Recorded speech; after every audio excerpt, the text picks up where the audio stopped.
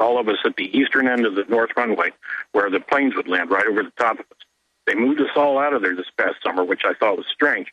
And I made the mistake of driving back in there because we had to get a ticket to pick up our clients at the airport. What I saw was when I pulled in there, and I was followed twice by the cops when I pulled in and I took pictures. I sent them to you. I'll send them again. This thing it's a holding pen. It could hold thousands of people. It's right next to the tarmac. There's no buildings, no nothing. It's like a 10 or 12-foot fence with a permanent concrete base around the base of it. And there's two sets of barbed wire on top facing in and out.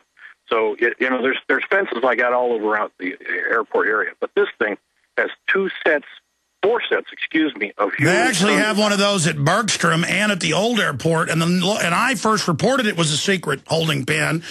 But the news said I was a conspiracy theorist, but that it was to hold people during civil unrest. So I'm bad for being right and breaking the news. I don't get an award. I'm bad because I'm right, and it's kooky not to like it.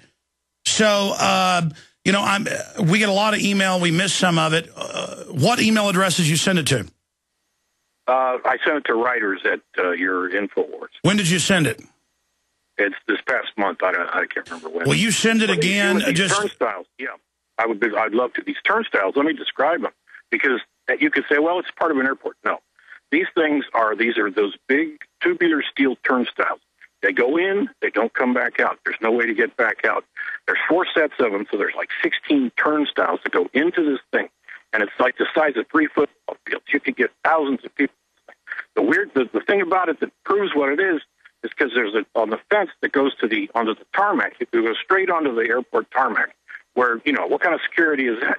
They put a big black gate in that you can pull trucks, buses, whatever into this holding pen. So it's built to move lots of people quickly into this pen and then move them onto the tarmac. Now, what is that for? Except to move people and put them onto aircraft. No, that's like the Oklahoma City Federal Processing Center. And this is actually all in the Emergency Centers Establishment Act. And it's just these creepy crooks and all the stuff with our money they've built against us because they know they're a bunch of crooks. And I tell you what, when I put you on hold when we go to break here, I'm going to give you one of our super secret email addresses. And will you please send it? How soon till you can send it to us? As soon as I hang up, because I can do it on my phone. Okay, I'm going to put you on hold and send it to you. But, it's not just my opinion. You can search engine or go to the Google spy system, which they admit they're spying on you now. And you can type in IRS cuts investigators for white-collar crime. And when you read, they mean like 100 millionaires, billionaires, the rich. There's like no investigators. They can do whatever they want on record. And then they put the investigators on small and medium and even teeny tiny. So they got whole offices for like a blue-collar guy who owes $1,000. But nothing for all the really rich people. So you got a restaurant, a little car dealership, a limo company, 5 limos, whatever it is. They are on you. We remember in California, the guy owed 14 cents, so the SWAT team came and at the car wash, it turned out he'd paid it. It's just busy work for the little low-level crooks. Yeah, there it is. White-collar crime. It's admitted right there. All right, we'll be right back. I don't know what I can do to get new listeners and longtime listeners to realize just how real this is. Again, what is a tyranny? It's when you get a corrupt group of special interest in power who overthrow any type of checks or balances or due process or justice, generally so they can use the country they've dominated as a launch base to invade other countries and set up empires, because that's their nature. And you also have these special interests who are completely ruthless. And so they build police states, generally in the name of keeping the public safe, but then it's always really designed for the public. You remember when 9/11 happened, and the audio and video of this is on record. I said, you watch for years, we're going to be told it's for Muslim extremists. And they're going to launch all these wars, and then they're going to flip it. And I even said in 5 to 10 years. I said, we can't be sure on their timetable. They're going to flip it around to domestic groups. And now in the space of 2 years, they've gone from saying none of this is for domestic groups to, oh, it's not even terror related. We're just going to spy on everyone, and the feds are going to fight crime and going to fight extremism and extreme speech, and we're watching you. Well, we're watching you, you narcotics trafficking murderers. You're nothing but criminals with a badge and a gun. You're nothing but criminal lawyers, criminal bag men who work for the big mega banks that have engaged in so many crimes, they're now playing gangster and expanding out into every area. We are run by ruthless, freedom-hating, dangerous scum who are training special units of federalized police in every city to go around killing and arresting and torturing citizens. They are terrorists. They are enemies of the republic. They are illegitimate. They are frauds. And they have now revealed themselves. Remember, the people running things stage 9/11. They think nothing of 3,000 American citizens. And they would do that to get their power. They enjoyed it. They do it for free. Just for the fireworks. They didn't do it because, oh, it's just a gambit to get power. They did Oklahoma City and picked a federal building with their own little federal minions and picked one with a daycare center for the effect. They're cold-blooded. And they've got a bunch of mindless, sycophantic, sheltered, dumb people who are compartmentalized that work in and around them. And they sit around in all these police departments and all these FBI agencies and ATF laughing at the other half who do handle the bank robberies and the shootings and stuff like that. And they call you idiots. This has come out in court cases over many years. You can look it up. They call you morons. They laugh at you. They laugh at you. And of course, even though you're a minion, a lot of cops now are paid like $100,000 a year as the country goes bankrupt. But the point is, they sit there and they laugh at you. You're a big joke to them. And if you ever wake up to their drug dealing or murder, they'll just kill you like Serpico or try to. But the worst are the Dudley Do-Right thugs that I hear on talk radio calling in going, America's good, and I don't like that Alex Jones guy running down our military and running down America. America got taken over, you fool. I am for America. I am for the Bill of Rights, Constitution, the family, the Declaration of Independence, property rights, all the things that both parties are overthrowing. And now we're coming down to the end game. The globalists executed a takeover through a financial implosion device known as the derivative Ponzi scheme, fractional reserve banking scam that there is no returning from. They said, are you sure? Because we're going to self-destruct things for order out of chaos. And they passed it, and as soon as they passed Glass-Steagall to do this, they began racing to build FEMA camps, racing to federalize cops, racing. Because it's like the self-destruct. You've all seen it in movies or whatever where they, take 1979 Alien, which I just rewatched the other day on the treadmill. And, Sigourney Weaver's trying to get to the shuttle, but the alien's blocking her, so she runs back to the self-destruct, and it's too late to turn it off, and it tells her you cannot reverse self-destruct. The New World Order has flipped the switches, the dials, set the thing up, and, it's on. It's going over the edge of the cliff. It's on. It's here. It's crazy. Giant wars, police state. They got plagues they can release in their back pocket.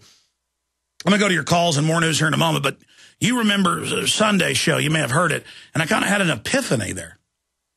I did go on local TV. I did go on talk radio, July 25th, 2001. I did it on a bunch of shows before that, but that was when I was 100% sure. And I said, call the White House. They're going to blow up the World Trade Center and blame it on their asset, bin Laden. And I said it should happen in the next 2 to 3 months. Now, I've explained I was able to do that by watching the preconditioning on TV that's designed for unconscious people, the prep phase. I'm on record. I said they're going to blow up the World Trade Center, they're going to use bin Laden. But then on the day of 9/11, I came out and I said, I'm sure have released a bioweapon. I don't know how big it's going to be, but to be an overlay.